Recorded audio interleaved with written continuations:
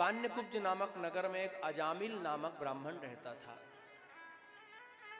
ब्राह्मण बड़ा विद्वान था। जब वह युवक हुआ, उसके पिता ने उसका विवाह करा दिया। अभी विवाह को कुछ ही दिन हुए थे कि कुछ दिनों बाद उसके घर में अजामिल के पितामह अर्थात अजामिल के दादाजी का श्राद्ध था। तो अजामिल के पिताजी ने कहा कि जाओ, आज तुम्हारे पितामह का श्राद्ध है, हवन के लिए कुछ लकड़ियां वन से ले आओ। अब ये अजामिल अपने पितामह के श्राद्ध वाले दिन ही वन में लकड़ियां लेने के लिए गया, लेकिन दैववश दैवी इच्छा से वहां पर वृष्टि होने लगी, वर्षा होने लगी। किसी वृक्ष के नीचे बैठ करके उसने वर्षा के पानी से अपनी रक्षा की।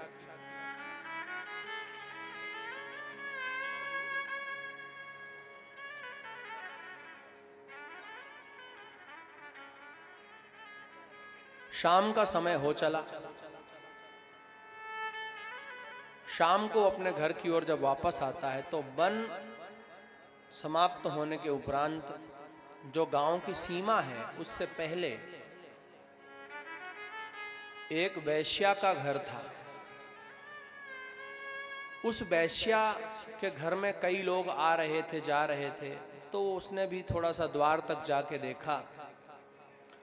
तो उस समय वो वैश्या किसी पुरुष के साथ काम क्रीड़ा में व्यस्त थी। उस पुरुष के जाने के उपरांत उस अजामिल नामक ब्राह्मण ने उस वैश्या से पूछा, हे देवी, आप बहुत सुंदर हैं, आपने विवाह क्यों नहीं किया? और ये इतने पुरुष आपके पास क्यों आते जाते हैं? उस वैश्या ने उत्तर दिया, मैं अपने शरीर का, अपने देह का व्यापार करके अपना भरण पोषण करती हूँ, ये मेरा व्यवसाय है, पेशा है। अजामिल ने कहा, देवी, यदि केवल पेट भरने की बात है, यदि केवल तुम धन के लिए ये पेशा करती हो तो इसे छोड़ दो, मैं तुम्हें आज से ही अपनी पत्नी स्वीकार करता हूं, लेकिन तुम शरीर का व्यापार करना बंद कर दो। वो वैश्या बड़ी प्रसन्न हो गई और अजामिल ने उस वैश्या के साथ विवाह कर लिया। जबकि घर में उसकी एक पत्नी थी, फिर भी उसने उस वैश्या से विवाह कर लिया। विवाह तो कर लिया, लेकिन विवाह के बाद वो अपने घर तरफ नहीं गया। गांव के लोगों को भी पता चल गया कि अजामिल इस वैश्या से विवाह कर चुका है। तो गांव वालों के मन में भी उसके प्रति जो श्रद्धा का भाव था वो समाप्त हो गया।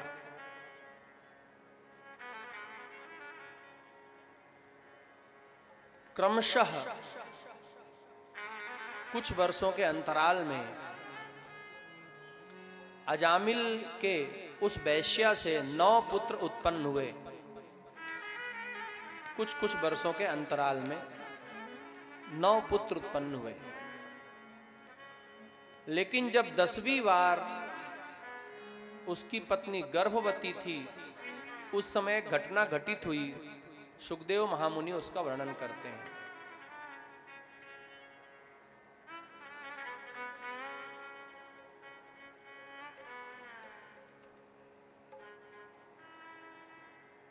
जब अजामिल घर में नहीं था, उस समय वहां पर कुछ साधु संतों की टोली आई।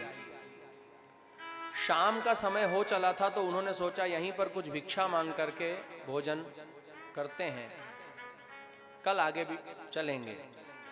पहले के संत लोग ऐसे ही यात्रा करते थे, जहां शाम हो गई सुरक्षित स्थान देख करके रुक जाते थे।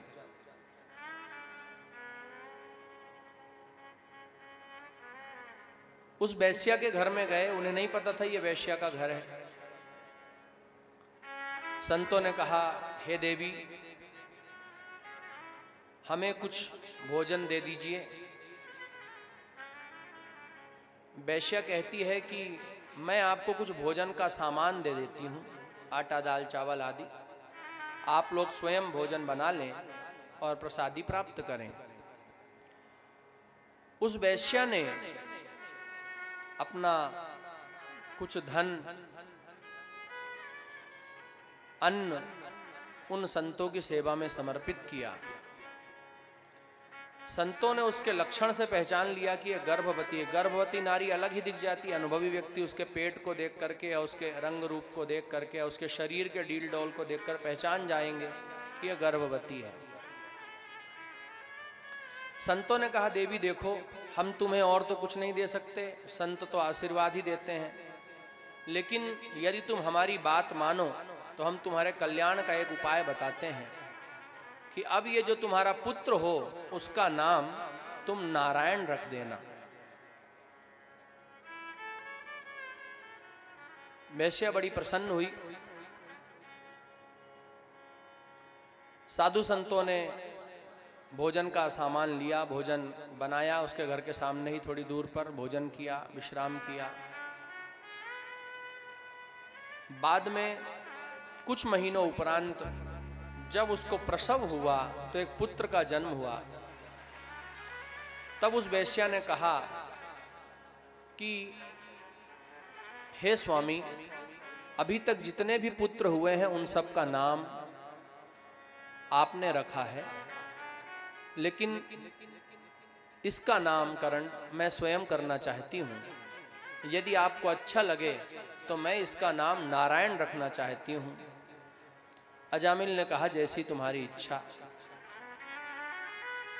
उसके उपरांत उनको कोई संतान भी नहीं हुई। ये अजामिल की 10वीं संतान थी, मतलब 10वां पुत्र था। सबसे छोटे पुत्र में अजामिल का बड़ा प्रेम था, बड़ा स्नेह था।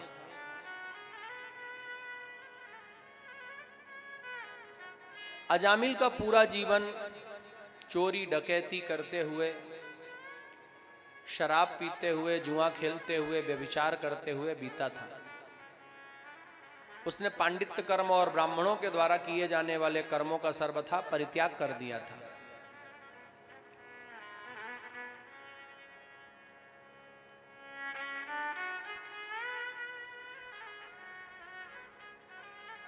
प्रभु की ऐसी कृपा हुई,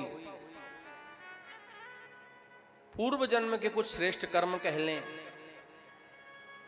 या फिर इस जन्म में पूर्व में जो कुछ मंत्रों का उसने अनुष्ठान किया था उसका फल कह लीजिए,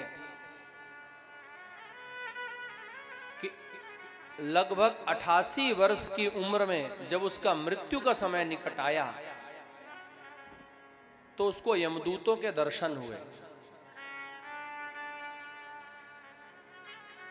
जब यमदूतों के दर्शन हुए तो उन भयानक यमदूतों को देख करके अजामिल घबरा गया। अजामिल ने सोचा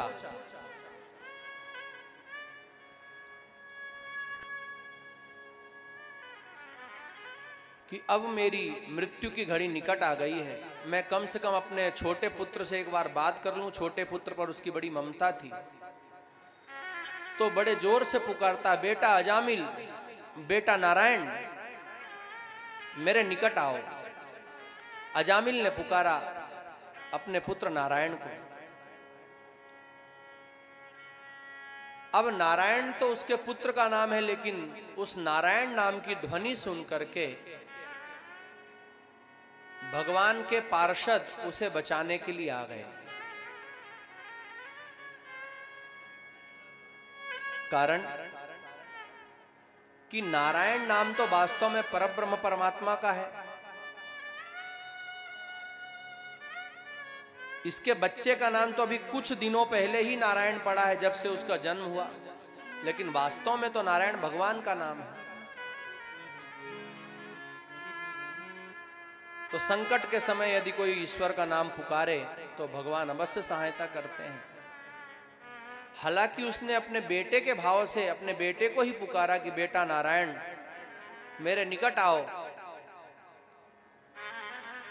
उसका बेटा कहीं दूर खेल रहा था, वो नहीं आ सका, लेकिन भगवान के पार्षद आ गए। भगवान विष्णु जी के तीन पार्षद आए। यमदूत 2 थे और भगवान के पार्षद थे 3।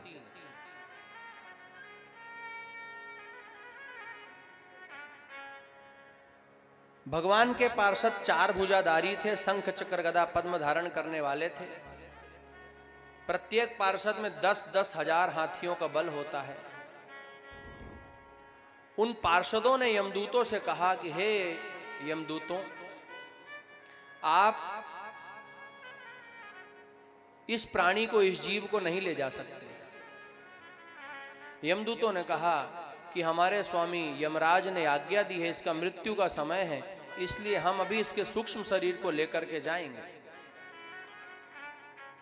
हमें जैसी आज्ञा मिलती, जिसके प्राण हरण करने की आज्ञा होती, हमें करना ही होता है। जितना सत्य जीवन है उतना ही सत्य मृत्यु भी है।